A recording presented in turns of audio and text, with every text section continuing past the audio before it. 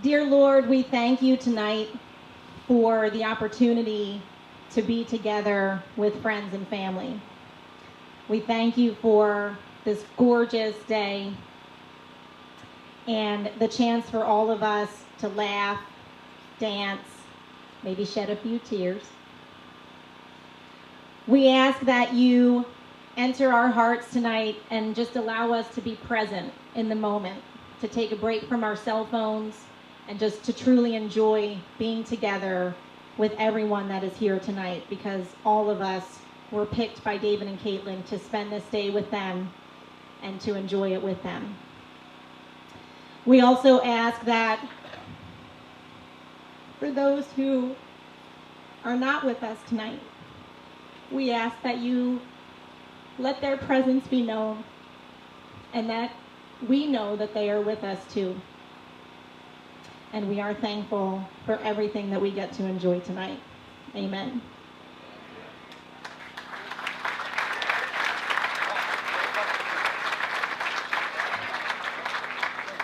Ladies and gentlemen, David and Caitlin, for their dinner music, have picked out Led Zeppelin and Kid Rock as loud as we can play it. So that's what we're going to get. No, just kidding. Everybody relax. We're going to get you some great food.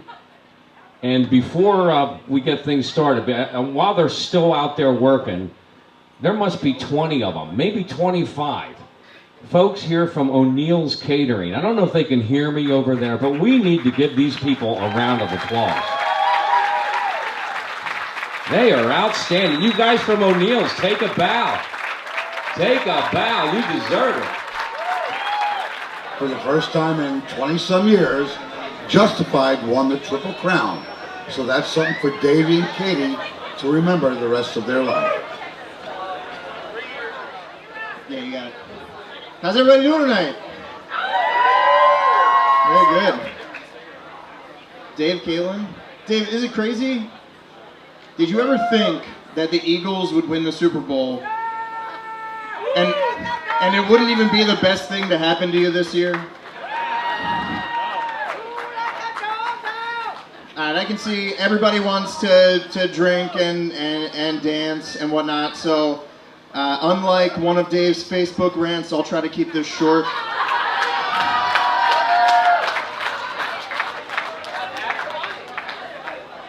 So I met Dave 18 years ago. We were in 8th grade playing basketball at my neighbor Mike's house. And he's over there, yeah, he's a real person.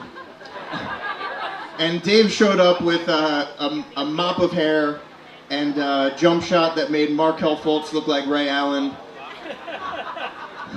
It's for the sports fans. A couple of people got that. And we made fast friends. We had the same sense of humor. We just hit it off right away. And in the time since, we've spent a lot of time together playing poker, late night Gears of War marathons, countless years of fantasy football and fantasy baseball.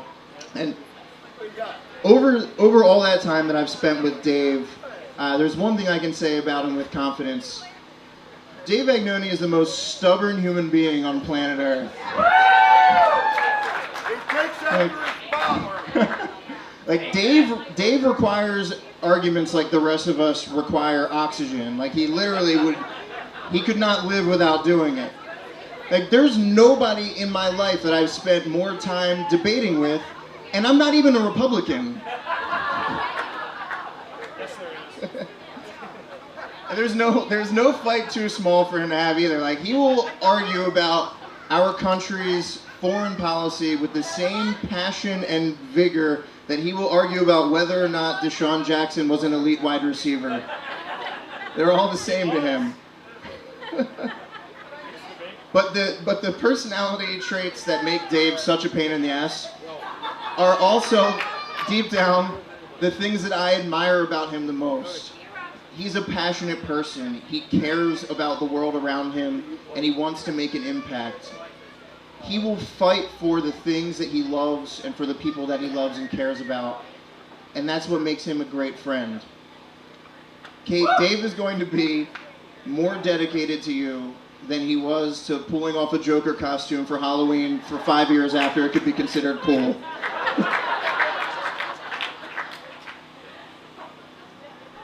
And it makes me, sorry. It makes me, it makes me so happy to see that Dave has found somebody who shares so many of those traits that I love about him. He found Kate, who has a big heart. She also has a great sense of humor. Don't worry, you've never been the Joker for Halloween. I'm not going to make fun of you for that. But she also shares a desire to make an impact with the youth. I mean, you guys are just such amazing people, and honestly, I couldn't have thought of somebody, or I couldn't imagine somebody that would be a better fit for you than Kate. I'm so happy for the two of you. And just one quick story. I don't remember the first time that I met Kate, because I think that she's one of those people that, like, once you get to know her, you just feel like you've always been friends with her. But I do remember the first time when I knew that she was the one for Dave. And we were out at a bar in Newark at Klondike Kate's, and some of you have been there. And you know how it is there. It's loud. People are shouting over each other. Loud music playing. And some like 2000s era emo song came on. And I think it was Dashboard. Right. And faster than you could say, your hair is everywhere. Dave is on the floor, and he is screaming all the lyrics at the top of his lungs. And I looked at Kate and I said, how do you put up with this? And she looked at me and she said, I have no idea.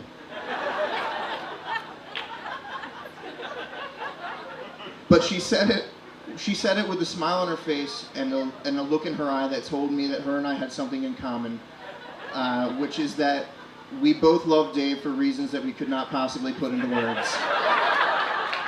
I love you both. I'm so happy for you guys. This is amazing. Have a great night, everybody. To Dave and Kate.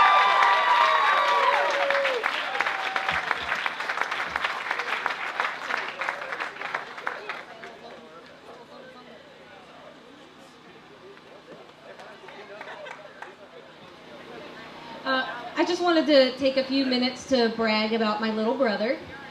Because growing up with 4 older siblings couldn't have been easy, and we certainly didn't make it any easier on him.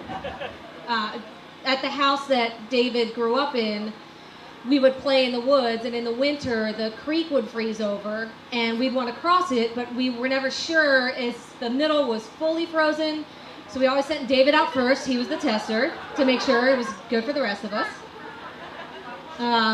When we would play in the attic upstairs here, we would convince ourselves there was a ghost, and the slightest noise would have us running, and David was always the last one out because he was getting trampled on by the rest of us.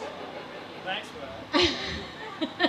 And whenever we played a game that involved somebody being the person that everyone was running away from, that was always David's job, although you always volunteered for that, probably just so you could get a chance to chase us around for once.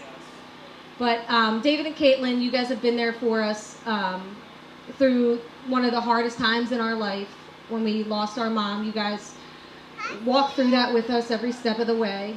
And David, you've been by our side every time we've needed it the most. And a few years ago, when we lost our brother, we wanted David to have his car because we knew that's what he would want. And I sent David a message to see how things were going and how the car was running, and David told me that he had been up reading the owner's manual because Tony had his seat setting programmed in the car, so whenever he would get in or out, the seat would automatically adjust to his setting. And David told me that he was trying to find a way to save a second setting because he didn't want to erase Tony's, and I thought that was the sweetest thing I've ever heard in my life. David, you've got a big heart, and you found someone that's going to give this world just as much love as you have to give it, and that's really special. And I have no doubt you guys are headed for a beautiful life, and I'm just so lucky to be a part of it. Congratulations, guys.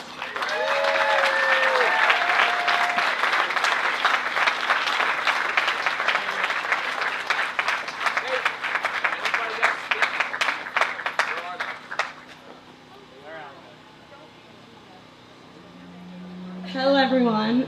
Thank you for joining us in this celebration of love. I I know that Katie and Dave really appreciate you all being here tonight.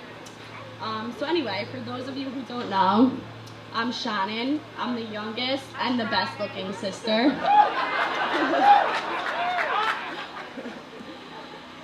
So I may be the best looking, but Katie, you were always the smartest. Which she claims is the reason for her rather large head. Your intelligence is one of the qualities I've always looked up to you for. Growing up, me and Katie had a lot of the same classes and teachers. And all the teachers never failed to praise her and say how kind and smart she was. Sorry, Megan, there was no mention of you. Of course, this always made me nervous because I felt that she set a high standard for me. I remember getting back the first test in my 10th grade honors global class. I think I got in the 80s maybe. And Mr. Ruane, he was from Northern Ireland, so he had like a British/Irish accent. He goes, "McDonald, your sister always got in the 90s or 100. So that was always a great time being compared to her for my intelligence. So fast forward a few years later, and I followed in her footsteps to the University of Delaware.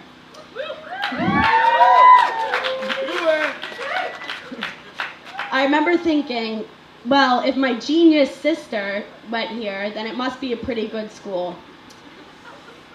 Throughout the time there, we did make time to see each other occasionally, but with our busy schedules, it wasn't too often. Still, I felt comfort in knowing that my big sister was there, because I knew that she would do anything for me, even if it meant bailing me out of a Delaware jail, which never happens, don't worry. Almost. No, I'm kidding. She will do anything for the people she cares about. Her kindness and compassion is one of the traits I admire most about her. It is also what makes her so successful in her career as a teacher and as a coach. Based off of her numerous stories and frequent Facebook posts, I can tell how much she cares for her students and her chalk kids. She motivates that shy student to stand up in front of the class and speak their mind. She's made a student on the verge of failing end up with a B average. She's even received emails and phone calls from parents thanking her for all her hard work and energy she invested in their child. Her compassion. Sorry. I said I wasn't gonna cry, but okay. Her compassion allows these kids to develop trust and respect for her because they can see that she really cares and that she will do everything in her power to help them succeed. Another quality that makes Caitlin so successful in her career, as well as in everyday life, is her quiet confidence. Although sometimes not so quiet, demonstrated by her inebriated dance moves and yelling at bartenders, "I had a 4.0 in history, bitch." Sorry for the that happened at her bachelorette party, by the way.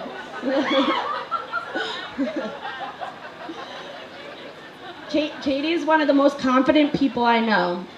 She runs out of the house with her hair still wet, no makeup on, and wearing a shirt that she's owned since high school. But that is just a part of her charm. She is confident in her looks, in her abilities, and of course, in her decision to start a life with Dave. Her intelligence, her compassion, and her confidence are just some of the qualities I've always admired. And I'm sure that these are just a few of the many reasons why Dave fell in love with her. Dave, you were lucky to have her. Oh God, all right. Dave, you were lucky to have her, and I'm glad that my sister found another punk band and Game of Thrones loving history nerd like her. I'm happy to call you my new brother, and I wish you guys a lifetime of happiness. Everyone can raise their glass. Cheers to Katie and Dave.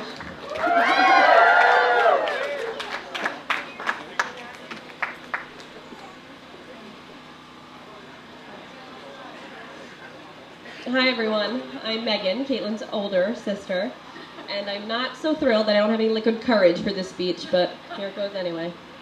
Well, first and foremost, I'd like to thank Dave's father for hosting this amazing occasion on this beautiful piece of property. And I'd like to thank my parents and Dave's mom for all their contributions for tonight.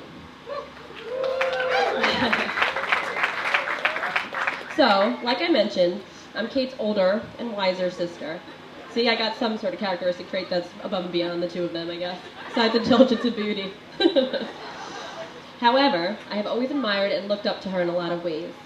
I've also wanted to change about a million things about her, and I'm sure you can imagine being an older sister. Her forgetfulness, her lack of punctuality, both drive me crazy.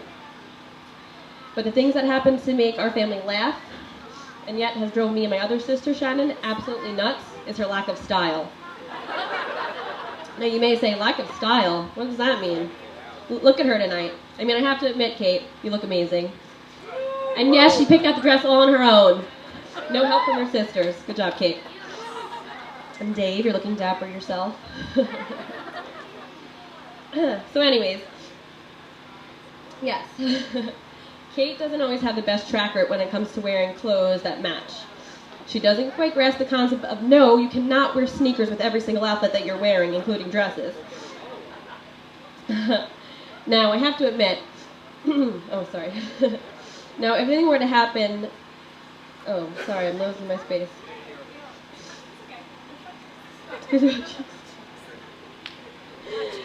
Okay, and no, sneakers do not go with every outfit. Kate never seems to care too much about her outward appearance, and any tangible item for that matter. Now, I have to admit, as much as her lack of style has irked me and Shannon throughout the years, I also have to say that I've benefited from it in a lot of ways. For example, when we were young, we either had to share every toy we got, or we would get two of the same toy. Now, if anything were to happen to that said toy, say a doll had to run with a flight of stairs and wound up with a huge scuff on her head, or Barbie simply needed a haircut that went a wire, I would simply pick up both toys, see which one looked better, and then proceed to give her the opposite one. Kate would take that doll or that toy and begin to play with it without question, every time. Later on in life, if we got the same sweater for Christmas, say, about 3 weeks later, I had that sweater on, and Kate happened to see me one morning before school and said, "Hey, isn't that my sweater? I thought you stained yours." "Nope. It's mine. And get the hell out of the shower. We got to be in homeroom in 10 minutes. This was every... They always woke me up screaming at each other every morning. This was every single morning. Anyway. So, I played what I thought to be a fault of Caitlin's to my advantage. It wasn't until we no longer lived together I began to develop a new perspective on her so-called lack of interest in her style and material things. Kate didn't care that the doll had scuff marks on the head or that the Barbie that she was wearing had a jacked up haircut. She truly didn't. What she did care about in those moments was that she got to play with her big sister. Sorry. That's Kate. She finds joy in those around her, not what those around her possess, or what those around her don't possess. It's her relationships with the people that matter to her. She generalizes this attitude towards her family and her friends, as well as her students. And for the past 10 years, she's done this to Dave as well. Kate and Dave both find happiness in simply being with one another. Well, and their dog Tyrion. Bringing that dog to the dog park, going to the zoo, seeing every inch of the country. None of these things are tangible items. They're all experiences. The experiences and time spent together is what Kate cares about, and has always cared about, since the days of scuffed doll heads. And I'm so happy she found someone that shares in the same sentiment. I love you both so much. I'd like everyone to raise their glasses for the last and final toast to Kate and Dave, and all the experiences they have in store for them. Kate and Dave.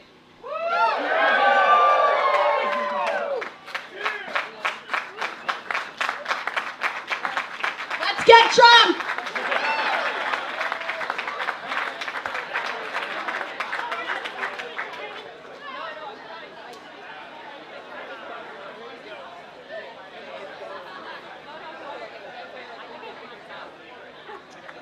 All right, everybody. Welcome, welcome, welcome. We are so glad to be here. We're so glad that you folks are all here. I just want to get an idea where everyone's from. Now, how many people here are from the state of Maryland? Any Maryland folks here? Any folks here from New York? Delaware? Pennsylvania. I'll tell you what, it's great for... Where at? Rhode Island. Where are your Rhode Island folks? New Jersey. Hey, we got a Dave. California. Dave, we got a Hawaii. Hawaii. Hawaii. Hawaii.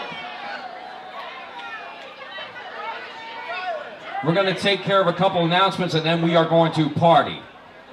First thing we want to say is a big thank you to two special people that helped put everything together here. And I have to say this now or I will forget, but my brother Barry and myself, we're about as mechanically inclined as a good work shovel. And when things break, we call this guy right here, Joe Riley. And my nephew PJ, they have been starting this since February to get everything ready for everyone here tonight. So thank you guys. Also want to make mention about the children. All unattended children will be given a free espresso and a kitten. Hey, I'm serious. I have some kittens down there. I'm looking for a home for 2 kittens. Come see my wife Trixie. She's over here. She's short. My wife Trixie's so short she can milk a cow standing up. You can see her feet in the driver's license. Some special guests that we have here tonight. The special people are, I want to make mention to Kate's grandparents. Where's Marilyn and Robert? God bless them. Kate's grandparents are here. On our side of the family, I have to make mention about my Aunt Cheryl sitting down here. And ladies and gentlemen, there is only one godfather here in Pennsylvania, and he's sitting on the corner there, Uncle Luciano.